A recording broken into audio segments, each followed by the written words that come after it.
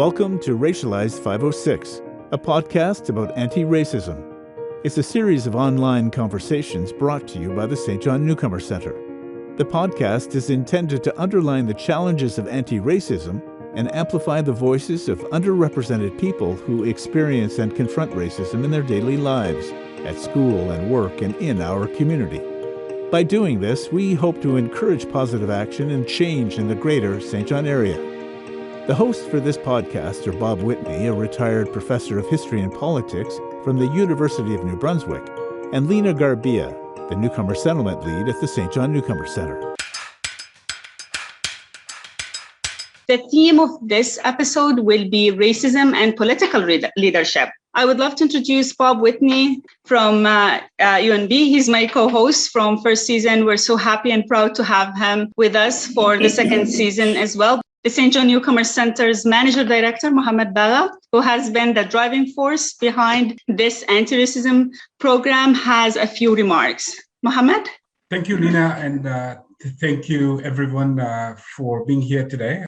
Anti-racism, as Lena mentioned, is a very important aspect of our goals here at the St. John Newcomer Center, that we want to see an inclusive St. John that caters to every person, whether it be a newcomer, a local, or anybody of that sort. Now, I will not elongate my speech today, but I would like to pass along my sincere thanks to all the speakers today, MP Wayne Long, Mayor Donna Reardon, and Neil Clements, who also ran for council during the last election. And our special thanks to Councillor Scott Mckeen, who I understand is his last day as a councillor today in Edmonton. Thank you for joining us and providing insights from the city of Edmonton. This podcast would not be possible if it was not for the hard work of a few people behind the scenes. Lena Garbia, who is our co-host, Dr. Robert Whitney, retired professor from UNB, and Lon Daltrop, who is our communication specialist here at the St. John Newcomer Centre.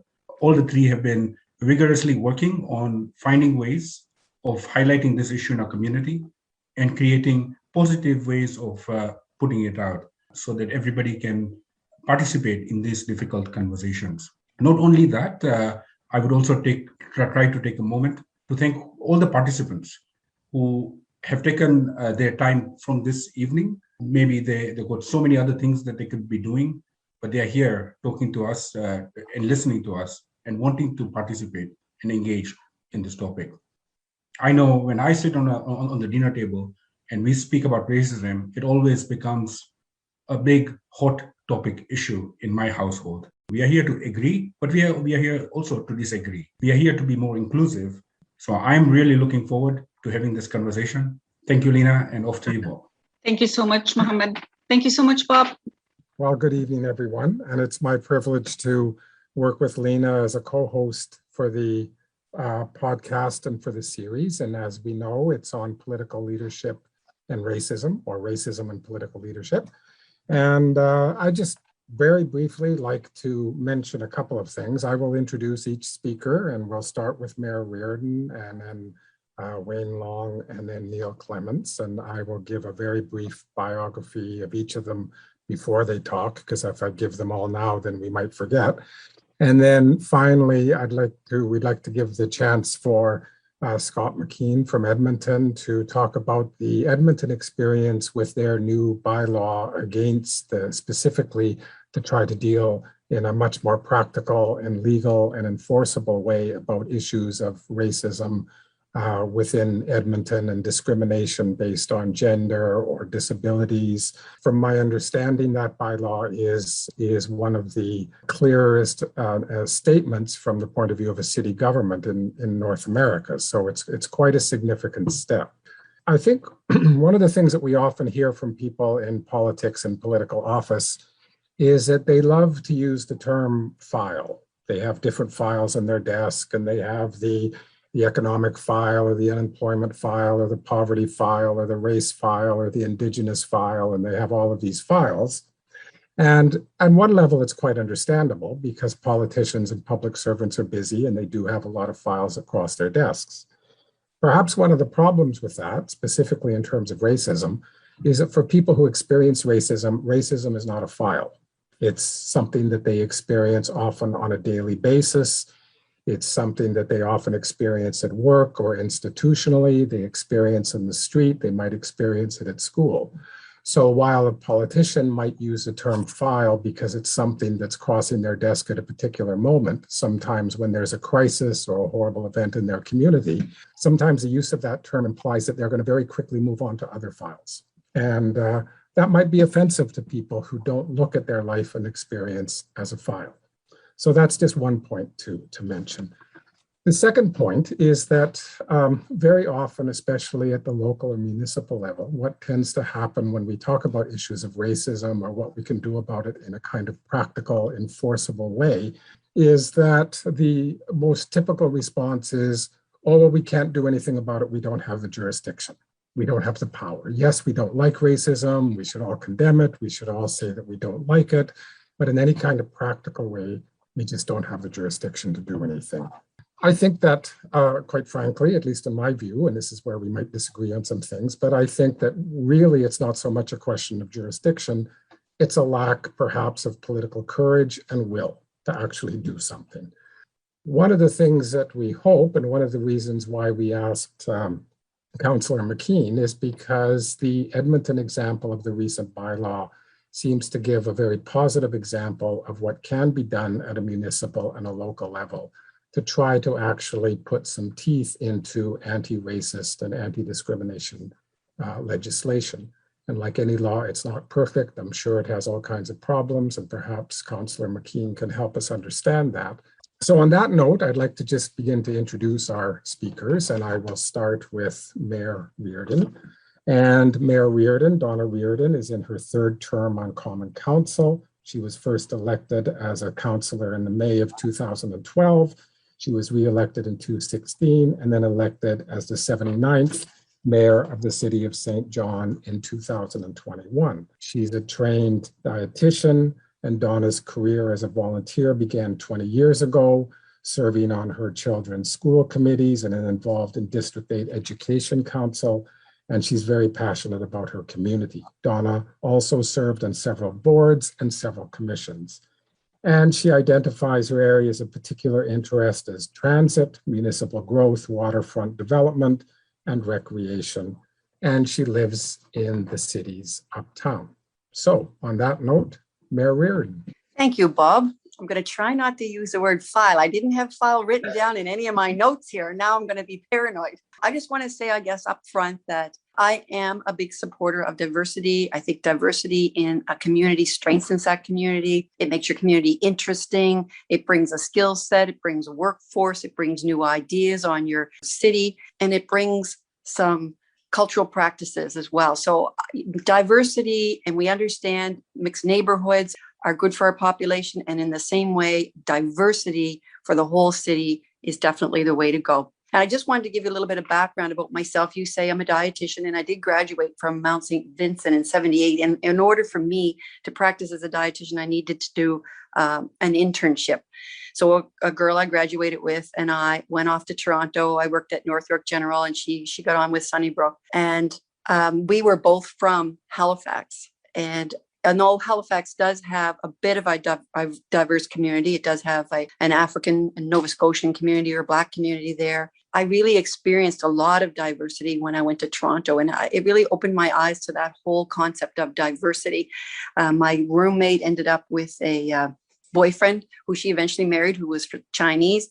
And I ran the roads with those two, and I experienced the most fantastic food in Toronto in Chinatown. And, I got to get onto Spadina, a little bit of the Italian section. In those days, I think in Toronto, immigration was probably around 14 or 15%. It's much higher now.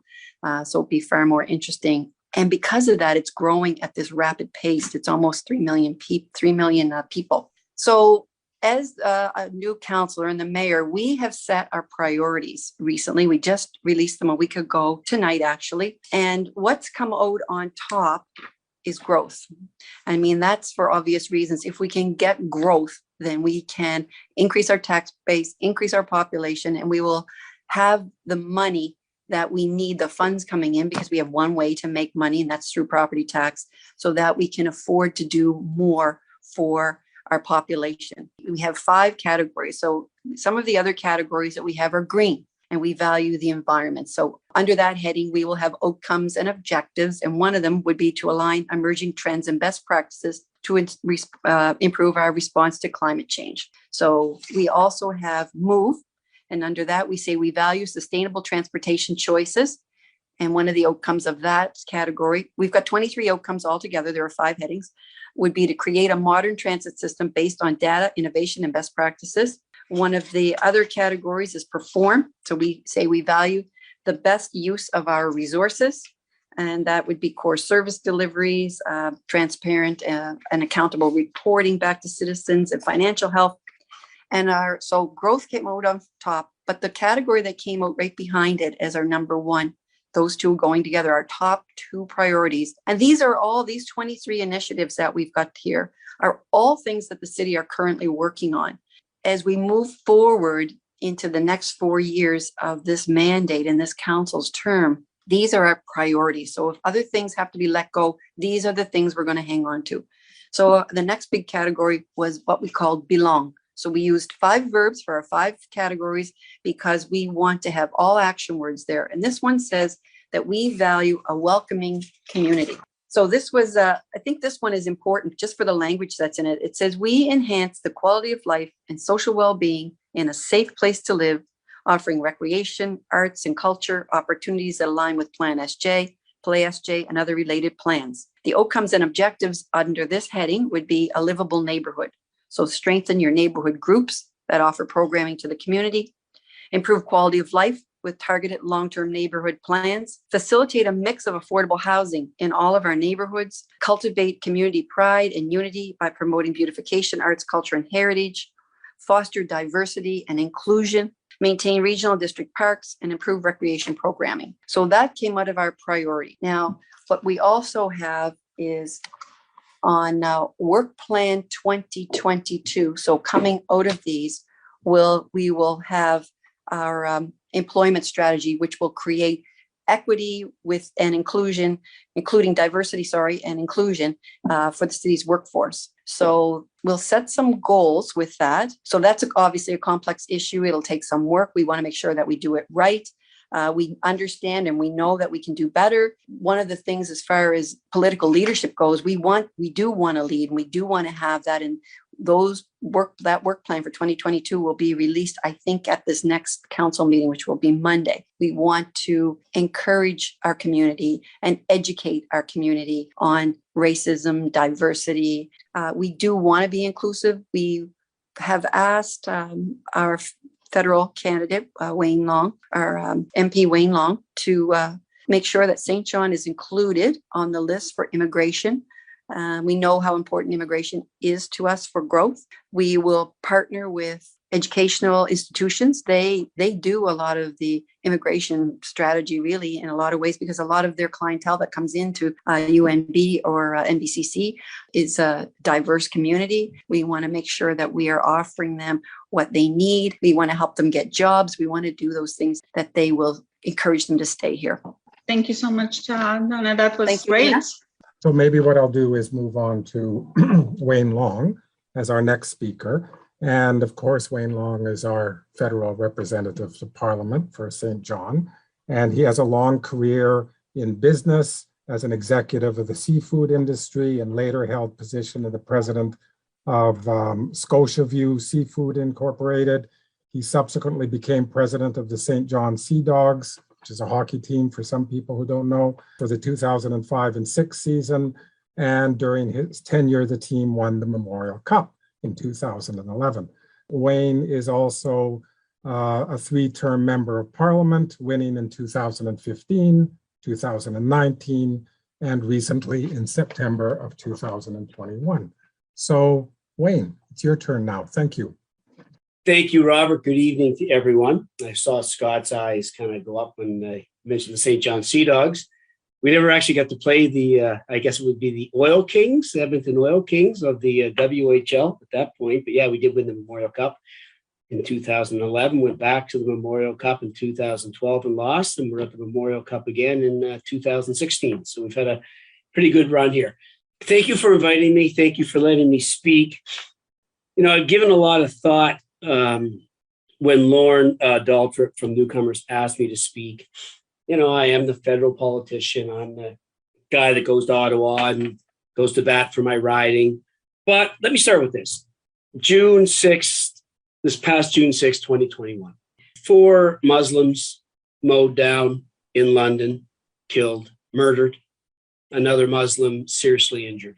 Number of hate crimes in our country, it's hard to read this, but 2016, 1409, 17, 2100, 19, 2000, 2020, 2700.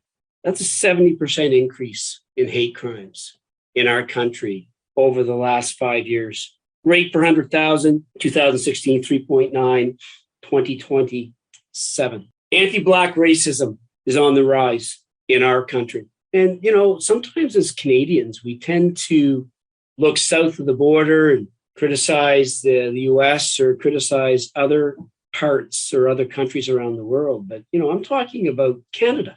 Anti-Black racism is on the rise. Anti-Semitism is on the rise. Colonialism on the rise. Islamophobia is on the rise. Systemic or institutional racism is on the rise. And as political leaders, as business leaders, as community leaders, we need to acknowledge, all of us, that we have a problem. And, when I spoke at King Square, and I know Mohammed and Lena, you were there, and many people on this call were there, I talked about my fear of going to vigils, speak, to mourn, to be angry, show compassion and love. But then, we all go back to our jobs. We all go back to our daily lives. We tend to move on. And what frustrates me, myself included, and what seems to be missing a lot of times is the follow-up, is the drive to actually legislate, the drive to actually make profound change. And Donna said, our mayor, diversity and inclusion are cornerstones of our Canadian identity. Diversity and inclusion are becoming cornerstone of our city, St. John Rothsay. As a member of Parliament, I have an opportunity to go back and talk at my New Brunswick caucus and at Atlantic caucus and at National caucus.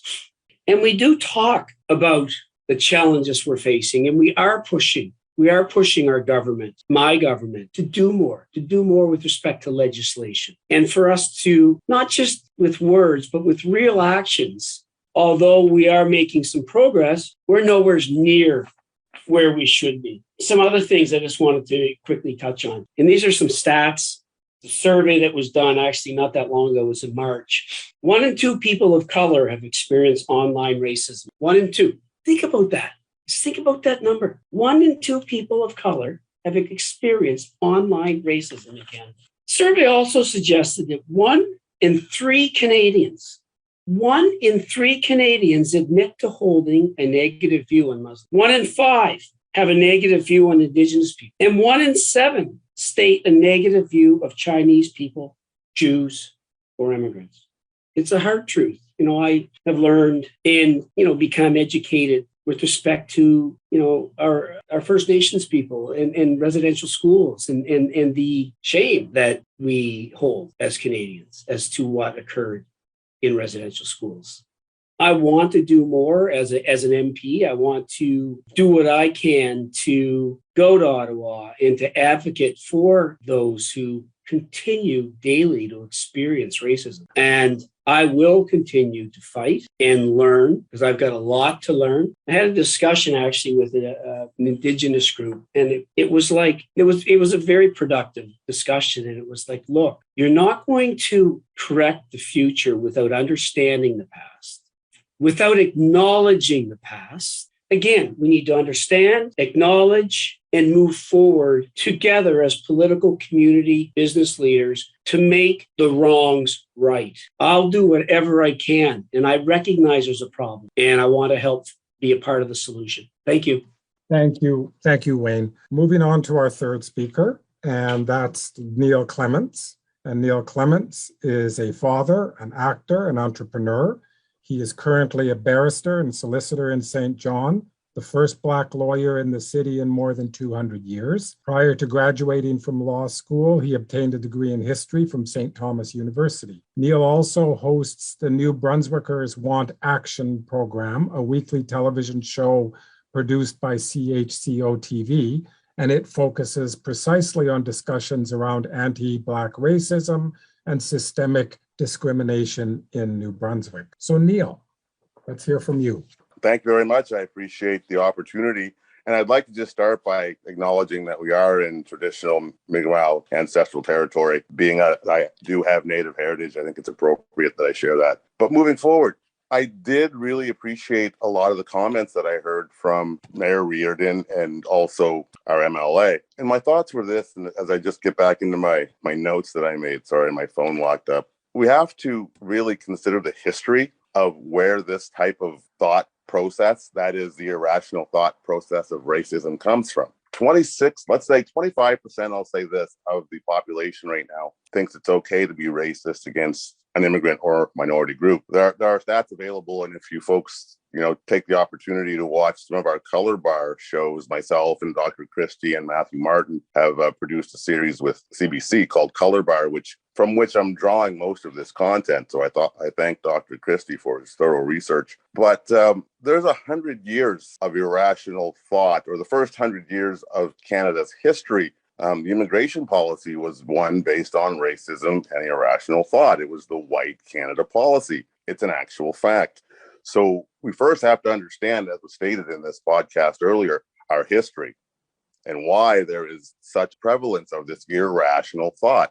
Because racism is, again, not rational. Some people who are racist like Black people, but they hate Asians. Some people who are racist think that Pakistani individuals are excellent, but if you're from the Sudan, they hate you. Some people like French people. Some people don't like French people, if that makes it more understandable. That's not rational, if you were to ask myself, being a rational individual.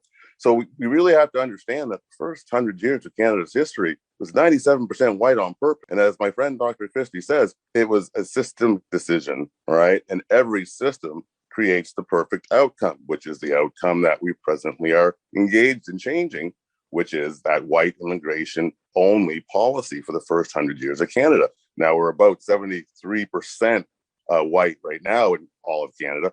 But I mean, I do want to focus on the local area, St. John, because I grew up in St. John. I'm now 48 years old, and I can spend all day talking to you about my experiences, but I would rather spend this few moments talking about possible outcomes. But the experiences have been, voluminous. I'm a lawyer with 2 degrees, but in grade 7, it was suggested that I was educable, mentally retarded. That was the language of the day. So I'm not trying to offend others. That was the language of the day. It's written in a report based on my behavior at school. That's system. Obviously, I was not, I wasn't challenged when it came to my mental capacity. One more example, last January, when I was standing on King Street in St. John with my colleague from Mexico, when a group of Caucasian individuals drove by us and screamed the N-word at us while we stood in front of Tim Hortons, if there were a sanction which allowed me to take the life plate down of that individual and provide that to the police would go through the process, the state sanctioned process of investigation and possibly charging or fining that individual. And I get it. Presently, there's no process available. However, there have been opportunities for local municipalities to take that on. Now, we all know that here in St. John, we've got to build our population, right? And we're only going to do that through immigration. And being a Black lawyer, I speak to a lot of immigrants about human rights. I don't take racial or human rights cases based on racial discrimination because I know the numbers for the Human Rights Commission when it comes to racial discrimination. They're not good. But again, deal with that specifically. If I'm an individual off the street and I go to the Human Rights Commission suggesting I've been discriminated in my workplace, which is really the only place you can use it, the burden is on me to prove I've been discriminated against. Now, if I stole some candy, right, or I went fishing without a license, the state takes care of that investigation. So if I'm not a person who understands the law, going to the Human Rights Commission could be very challenging for me. I think all of us could agree with that, especially when now the burden is reversed and I have to prove that I was discriminated against. If I don't have the ability to subpoena evidence or subpoena witnesses, how am I ever going to prove that I was discriminated against? Just my thoughts on that particular process that we have turned to in every province, a process which I think discriminates against the individual who's discriminated against, because now they've got a reverse burden, which doesn't exist in the other prosecutorial processes. Just my thoughts on that. But I go back to all of those states and municipalities across the United States, Canada, and Europe who have action plans in place specifically to deal with discrimination, be it racial or otherwise, right? I guess that BIPOC community, to protect that group. I'm hoping to see that here in St. John. That would be the least we could do. I think there was a motion last year that the whole council agreed to, right? When it came to making racial discrimination illegal, everybody said that's a great idea.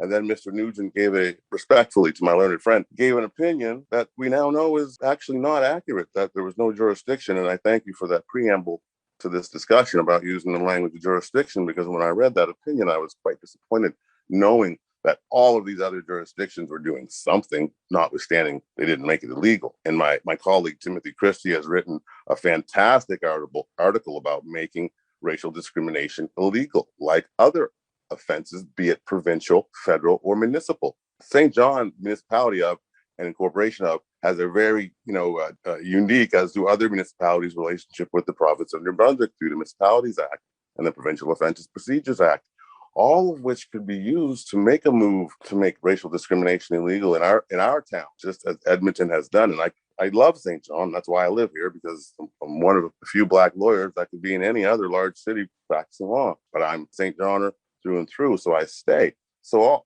I see the possibilities when it comes to regulatory implementation at the municipal level. Not only justice to be done, but justice to be seen to be done for all the new immigrants and the Indigenous Black community and the Indigenous community to say, hey, we really believe in equality. So on that note, having heard our three speakers, I would invite Scott Mckeen to jump in and say what he feels to say in terms of his observations, opinions, advice, counsel about what he's heard.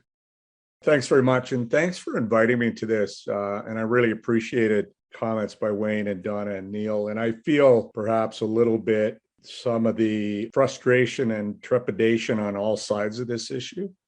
There was a point, so I was on council for 8 years, and there was a point where I was thrown into the multicultural initiative when one of my colleagues ran for federal office and succeeded.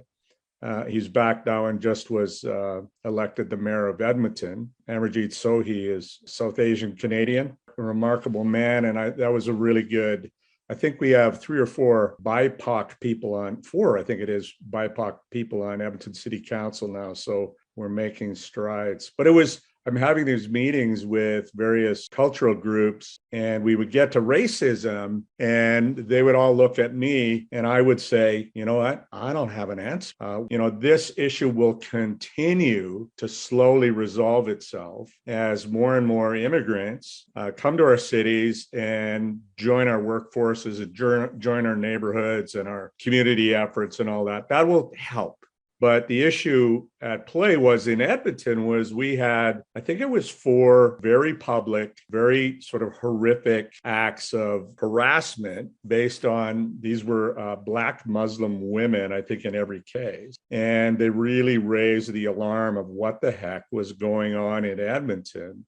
One was in St. Albert, just outside Edmonton, but Al Jazeera actually did a story on it.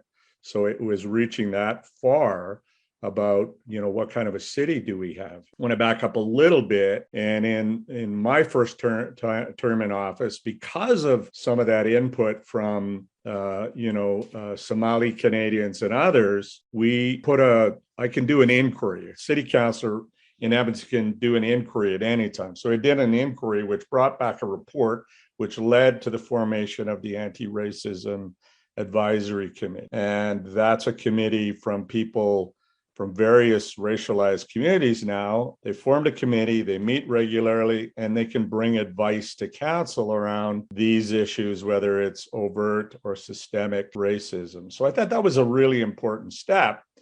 But at the same time we were having these events occur, And you know what? I was a journalist before I was on council, and I could remember writing a story years ago about Edmonton's bully bylaw. And there was anti-bullying provisions that were tucked inside the public places bylaw. And it was just like, well, bullying is another form of harassment. Could we look at changing the public places bylaw to include prohibition or sanctions against people who commit acts of discrimination based on race, religion, sexual orientation, gender identity, whether they're disabled. So I just did the inquiry, the report came back, and to council's credit, I think it was a unanimous vote. We wrote that into our public places bylaw. So, that's been mentioned several times. The other reasons for it is in all of those cases I mentioned earlier of these fairly horrific and public and media covered incidents of harassment against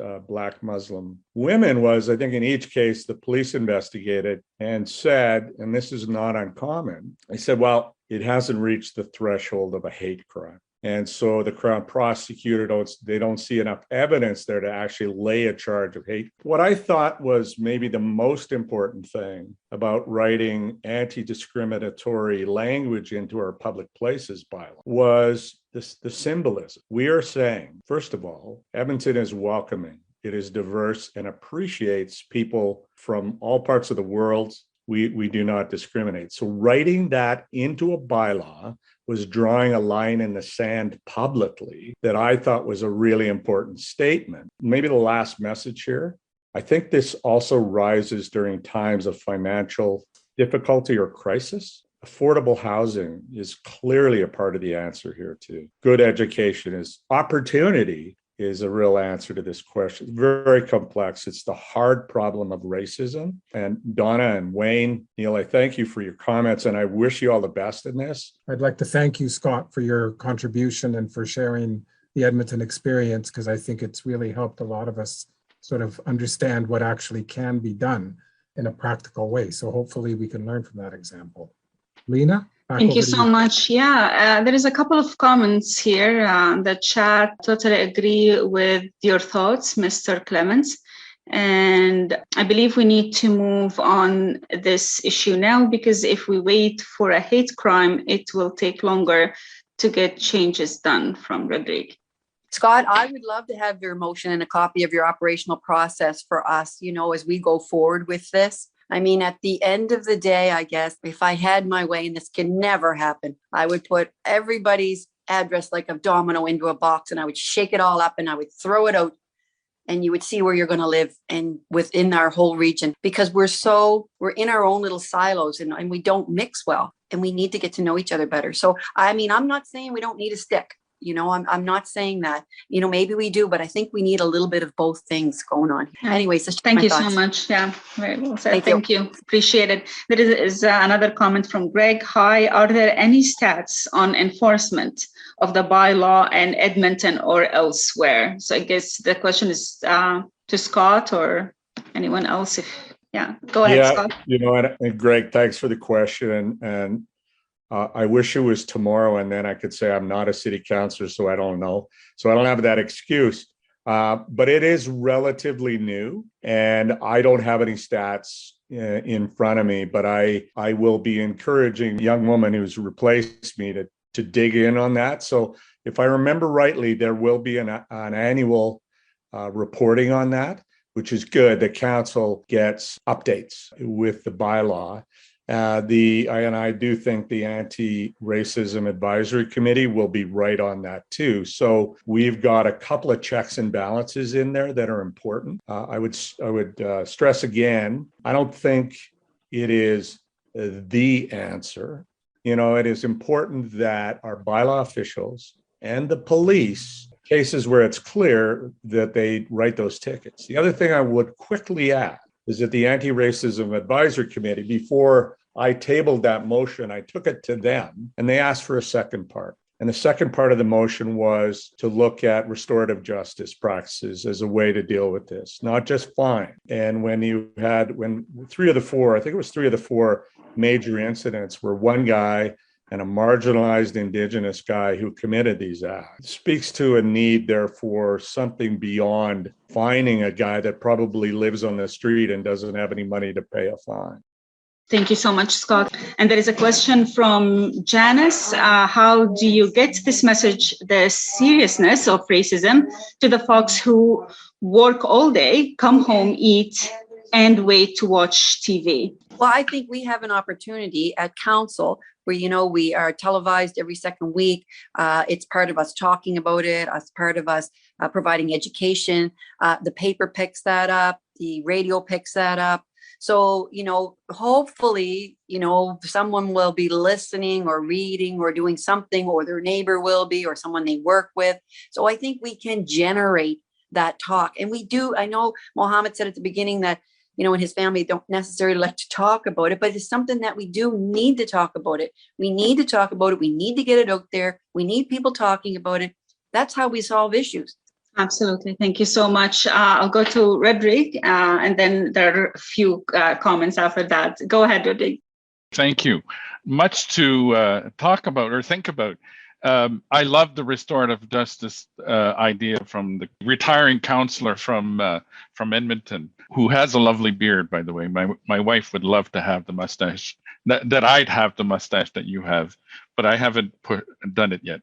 Anyway, my concern would be, would police or bylaw officers implement the bylaws? Because we know that there's some bylaws that are in the books, but I've had experience with at least some neighbors who have sometimes called the bylaw officers about parking, for instance, and that the people working at the police office says, "Stop calling us, we're not dealing with it," that type of thing. So I wouldn't want such a bylaw be taken not seriously by the police or by the bylaw officers, so that it would be ignored.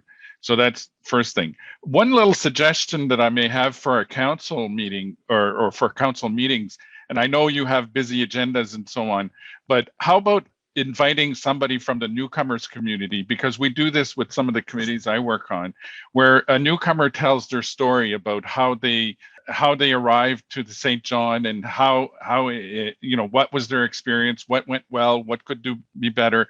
Once a month or once every 2 months, having a newcomer come to council to tell their story, I think would be a really nice way to get the council to hear it, but also, as you said, Mayor Reardon, you're televised. So if someone from the television audience can hear a story from the newcomers, they'll hear a story that may touch their hearts, or actually tell them a story about how difficult sometimes things are, especially since English or French is not their native language sometimes, and they need help to be better able to function in our community. Should I jump in, Lena? Please, yeah, go ahead. I think it's a really good question, and I'm a little worried about it, but I'll tell you, we went through some ugly, awkward, painful hearings in Edmonton around Black Lives Matter, defund the police, and City Council and the police took a real kicking over stories from our racialized communities and minorities and vulnerable people about the style of policing we have in Edmonton. So I do think there's an opportunity here for the police to make some amends. And I'm really hoping that that's what we'll see. Man, we got to deal with it and deal with it quickly and smartly, or we'll be in trouble. So if we ignore this bylaw, that will be a huge problem for the city of Edmonton. Yeah. Thank you, Scott. Actually, Greg is commenting back, I guess, continuing for Neil. The point about the victim having to prove the racist incident indicates is a real barrier. Ideally, how would we address this? Well, ideally, there'd be a whole new process that doesn't shift the burden to the actual victim, one wherein the state is involved in assisting the victim with the investigation and the proof thereof, the discrimination. I mean, it's just, to me, the logic. The state protects all of the community from other public offenses, provincial or otherwise offenses. So possibly the state could consider protecting my community and the Indigenous community and the other members of the BIPOC community from discrimination. Now, my focus racial discrimination. I think it's easier to prove, just my thoughts. But again, if the state were to take that role as they do with every other offense, very useful. I'll say quickly about police, if you like. You know, that's a two-edged sword with police right now, and what the population observes them doing in regards to enforcement. So with speeding, I mean, we send them out there to do that, but all that cash that they collect for ticketing all goes to the province. So, you know, you're supporting the provincial workforce as they, you know, generate cash from speeding. Parking, is that the best use of that resource? We have parking attendants, so they may not go for a parking issue. But I think, like, we want to work with police, and we want to say these are the things that are important to our community. We have this word belong. We want to be a welcoming community. And so these are the things that are important to us, and safety of all of our citizens is at the top of our list. So these are the things we'd like you, you know, to take seriously. So I think there's a real opportunity there for us to work with police to do that. Yeah, great. Going forward. Thank you so much. Actually, there is a question to Donna and Wayne. The question says, just wanted to ask if Donna and Wayne have any solutions for the problem of racism and discrimination in the job market in St. John and in St. John workplaces. Well, as I said, for us, we will be doing that strategy for our own workforce, and we'll begin that strategy in 2022. We're going to look at that whole issue of diversity, inclusion in the workforce. We'll probably set some targets. I would say that, you know, we need to do a much better job educating employers in the region about the tremendous opportunity that newcomers present to different organizations. In 2015, we would deal with 5 immigration newcomer cases a week. Right now, we're dealing with over 50. The influx of newcomers to our region is profound. And, you know, I say that increase not in a bad way, in a good way, that, you know, there's so many newcomers, Lena, you'd certainly be aware, that are coming through our doors looking for help and support, looking for jobs. And there's something missing between them looking for jobs. We got employers looking for workers, but yet somehow we don't seem to connect. So I think as, again, community leaders, political leaders, we need to do a lot better job trying to connect newcomers with our employers. Thank you so much. Mohammed, if you have a comment, I guess. First, I'd like to say thank you to all the speakers today. This was just a fantastic opportunity to learn a whole lot that is very valuable to our community. And I think we have a lot more to do, a lot more work to do, and we can always do better. But my question to any of the speakers is, how do you see local community groups participating in helping you achieve this in our community? Well, I think for us, for council, I mean, that's the link, the biggest link for us to that whole group. So I think as we do that needs assessment or whatever it is we're going to do going forward to establish what our path is. I think it's really important that you share your stories. I know newcomer groups do not want to complain. They do not want, because they think that'll cause a battle, but there is a way to do it respectfully. Racism is just a word. They need to hear what it really is like. Absolutely. Thank you so much. And I just want to say thank you, Krista. She said thank you for the robust discussion this evening. There is a quick question from Tina, where to report or complain? Well, the city has a number, and it's the 658-4455, which is the customer service number. And I think it would be reasonable to call and, you know, put your complaint or your observation or whatever it is on that. There's counselors you can get a hold of in your ward as well. So there's a couple of different ways that you can get your story told. Yes, sir, Mr. Clements, I think you want to say something. I was just going to suggest, I don't think there's any formal mechanism, be it calling a counselor or the 454. I called that number today a few times about something else. When I called today and said, and this is not an attack, Mayor Reardon, at all, but I called them today to ask about bylaws. And I said, hey, can you tell me how I can get bylaws? It took me 3 phone calls.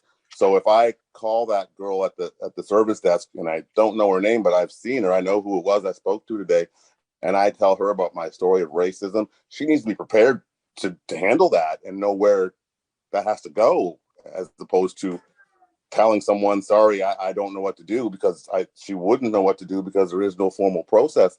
But all kinds of really excellent examples that other municipalities are already using that would provide that caller with someone to answer the phone who has training and knows where to go with that call. Just a suggestion. Thank you so much. I know we're a few minutes over time. There is a quick question. Are we tracking the number of newcomers that have chosen to live in our city, but later chose to move to another province? Are they leaving for a better sense of community, jobs, or racism? Having sat on the LIP committee, the Local Immigration Partnership Committee, and Mohammed could add stuff on this too, but that is one of the issues that we've been studying. And I know the Growth Committee from the city is also looking into it too. So yes, there is work being done in that aspect. A related comment. I'm at the university for the last 20 years. I've been heavily involved with all the international students coming through. They love to stay here, but as you just said, a lot of them have had to leave to go to Toronto, Halifax. But I just want to finish by saying two of them, Tariq, who went back to Kuwait, and Saigon, who went off to Toronto, then Halifax, they both have got in touch with me recently.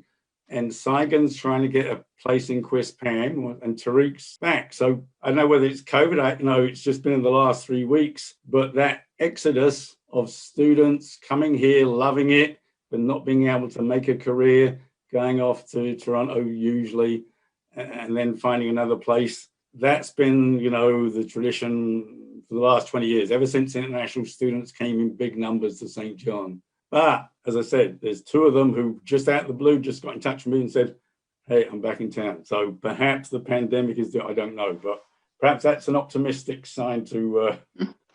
Speaking of why this bylaw is really important, and I guess this incident, many of you witnessed it actually.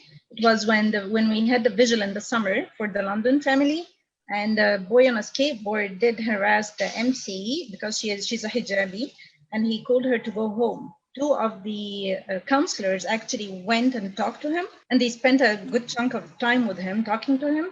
But he still, after the vigil, harassed another family with a little girl, and he still talked to them the same way he did. And he actually, what I understood from the girl who was there, he actually wished that the same that happened to the London family happens to them. So this is why I guess this bylaw is really important. So the counselors did their job, but it's still, there is more that needs to be done. Yeah, thank you so much, Naha. Correct.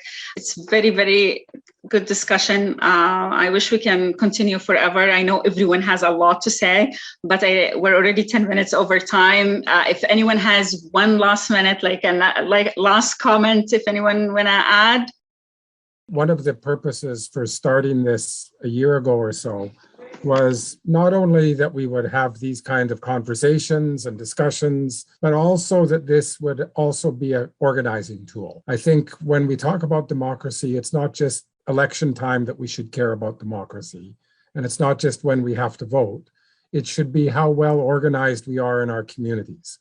And the better people are organized at every level in their community, so that they're not alone, they're not isolated when they have their concerns, that they have people that they can work with, that there's a sense of solidarity. And then when they need a collective voice, not just an individual voice, that's what a vote is. But if they need a collective voice, one of our objectives in these conversations was that these kinds of discussions will spur people to action. Absolutely. Thank you so much. Thank you so much, everyone. That was absolutely great. And Scott, if you notice, he did leave his contact information there in the chat. I really appreciate everyone who attended today and our honorable guests today. Thank you so much for accepting our invitation and having this great, important, we really needed kind of discussion. Thank you so much. Have a good night, everyone. Thank you. Thank you, everyone. Good night.